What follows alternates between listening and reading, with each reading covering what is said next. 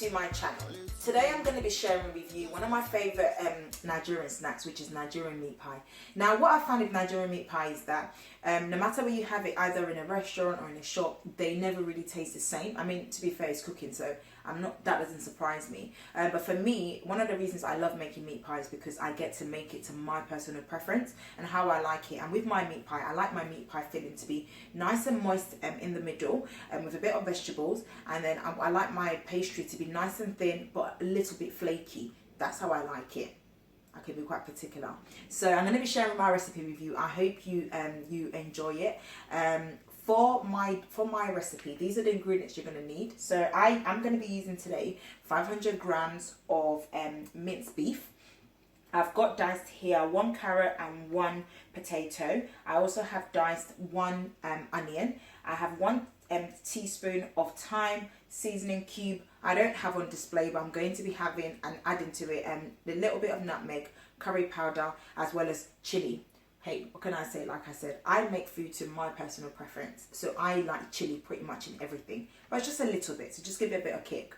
And then to make the pastry, I'm going to be using 1 kilo of plain flour. I've added in here 1 tablespoon of baking powder. I also have here 500 grams of baking butter, also known as anything that's basically 75% of vegetable fat spread. Or if you don't know, you can look in the shop and they normally have signs that say for baking, so margarine or vegetable spread for baking. So stay tuned and I'll show you the steps to make my meat pie. So to get started, I'm going to add a little bit of vegetable oil. I don't want too much because the minced beef can be quite fatty. So I'm going to add my diced onion.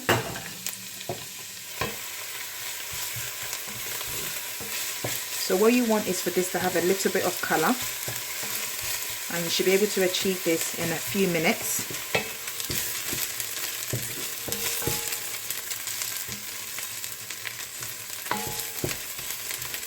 So once this has a bit of colour, I'm going to now add my minced beef.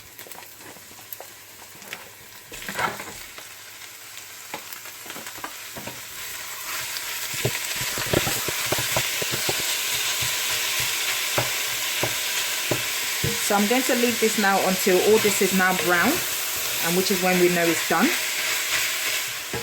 So we turn it halfway. So this is pretty much nearly done. So I'm going to now add a little bit of curry powder.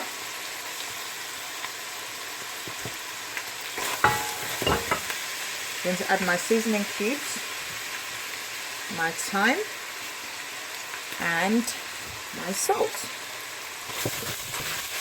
It's very important to taste. I'm pretty happy with how that tastes. Now a little disclaimer, so I normally put nutmeg, but I don't know where my nutmeg is. I think my little ones have misplaced it. So to give it a different dimension, which is what I wanted, rather than using just normal dry pepper, I'm going to use Cameroon pepper. If you know what this is, then you know the deal. If you don't know what it is, please find out, because it's truly amazing. And I have to go very easy on it because it's very, very spicy. But Cameroon pepper, or apparently in Nigeria, some people call it Ghanaian pepper, but I'm not sure. I know it's Cameroon pepper. It has almost like a barbecue-y taste to food, as well as it's got its own taste. So I can't really explain it. You have to find that yourself. So once that's done, I will now add my carrots and my potato. Mix it together.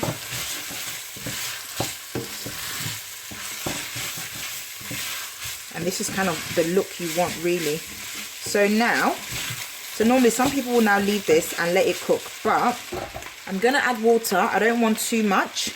It's just enough to help the potato and the carrot soften and cook. So I'm going to add a little bit more.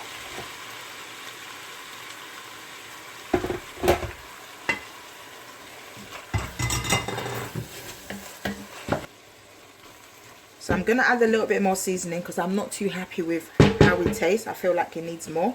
So I'm going to go in again with pretty much the same thing I did. So I'm going to add another seasoning cube to my meat pie filling. I added in a little bit of curry powder. You don't want too much because I don't want it to overpower.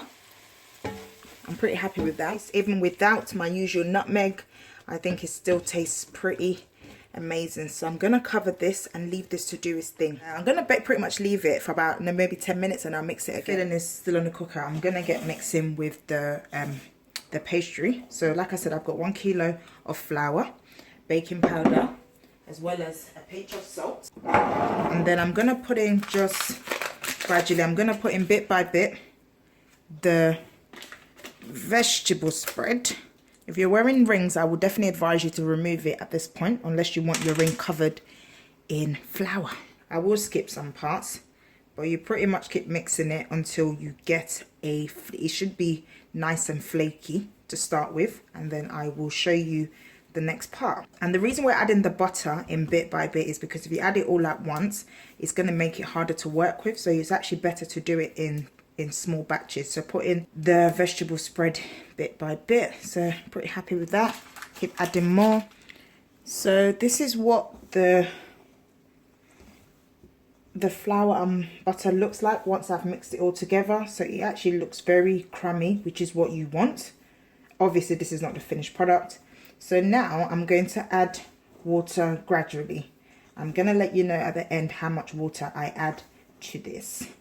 Now this is one of the things, one of the reasons I don't like baking, and the reason is because unlike cooking, you can't really wing it with baking. You kind of have to follow a recipe, and I like to freestyle in the kitchen, but when it comes to this, I cannot freestyle. So I will let you guys know at the end how much water I have had added to this. But this is how this should look before you start adding water. The pastries all come together, so I'm actually going to split it in half now. And the reason I'm splitting it in half is because I want it to be in the fridge to get cold and make it easier to roll when I'm rolling it out for the filling. As also, rather than having a big lump out while I'm filling it, I put one in the fridge, and one can be out and one can be in the fridge chilling. So yeah, I'm going to cover these now with cling film and put them in the fridge for about 30 minutes whilst the meat pie filling cools down. So before we check on the meat pie filling, I've just got here a cup and a teaspoon of plain flour, and then I've also just added some cold water, not too much.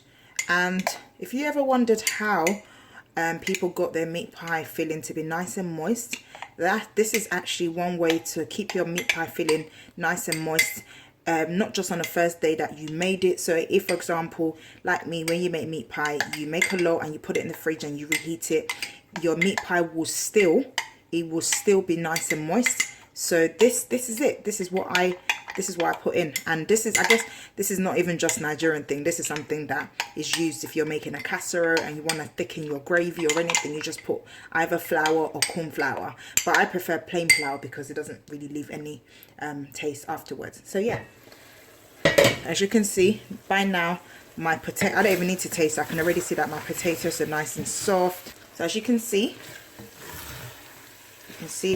already how that's already looking. It's looking nice and moist and creamy. And the good thing with this flour is that because we use a small amount, it really should not change the taste of your meat pie. If anything, it should just bring it all together so much more. As you can see closely, so it's nice. So it's pretty much just stuck together, which is what you want. You want it to be nice and creamy. So I'm actually just going to leave it on for a few more minutes, and then I'm going to turn the cooker off. I'll let the meat pie filling cool down before I start to put the filling inside of the pastry. Right, so to get started, I've brought out my pastry from the fridge, which this is one of it.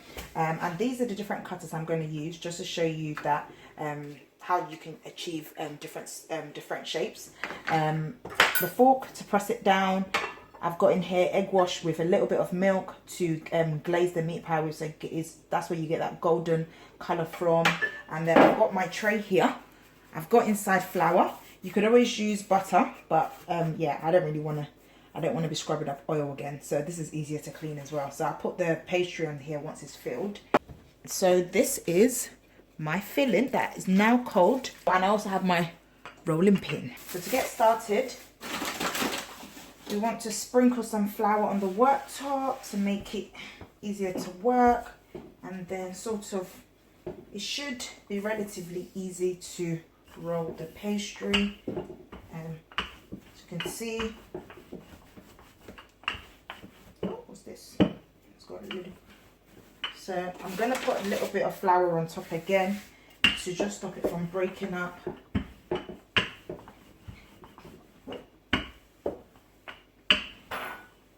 going to turn it over.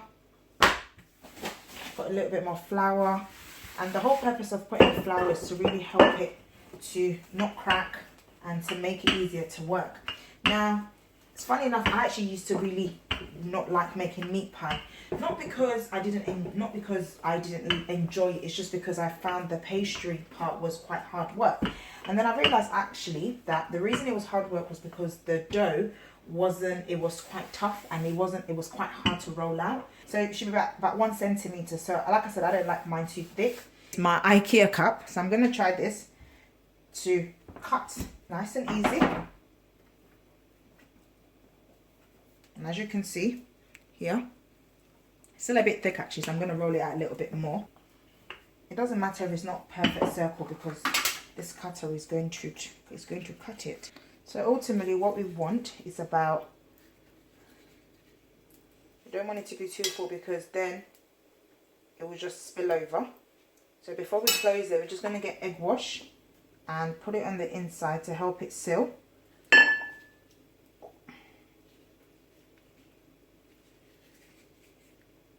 And then press it together. And all the excess should come out, and you should have this beauty. Just to show you guys different shapes. So I'm actually going to have 2 mold. So I'm going for a circle look. So pretty straightforward. Again, I'm going to put egg on the outside first. Put the filling. Ooh.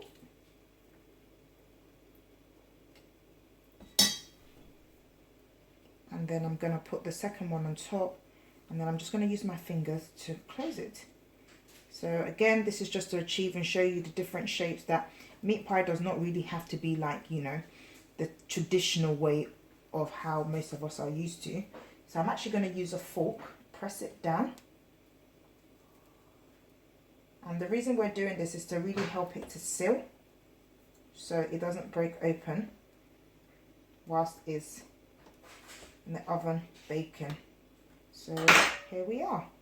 That's our second shape. So I'm going to show you the normal shape.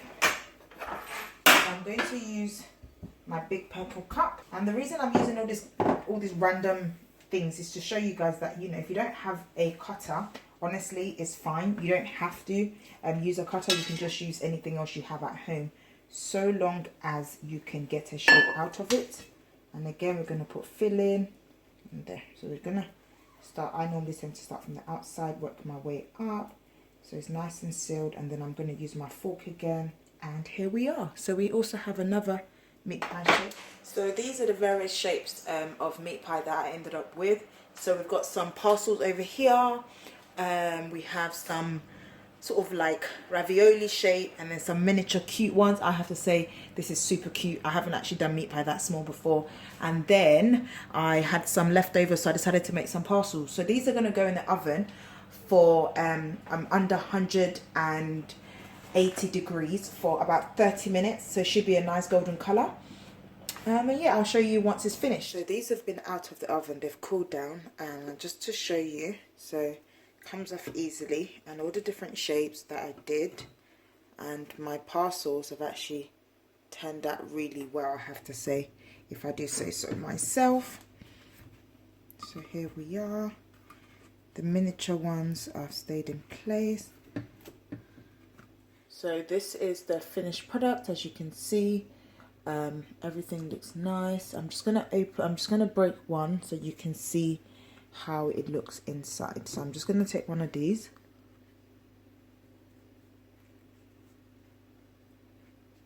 and show you. Can you see? Let this focusing. Can you see the moisture?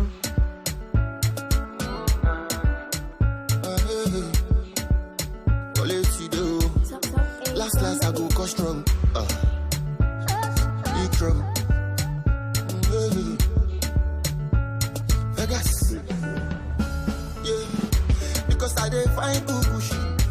Omati bele onine. Because I refuse to be lazy. Omati shisha onisha. I wish to live like Hush Puppy.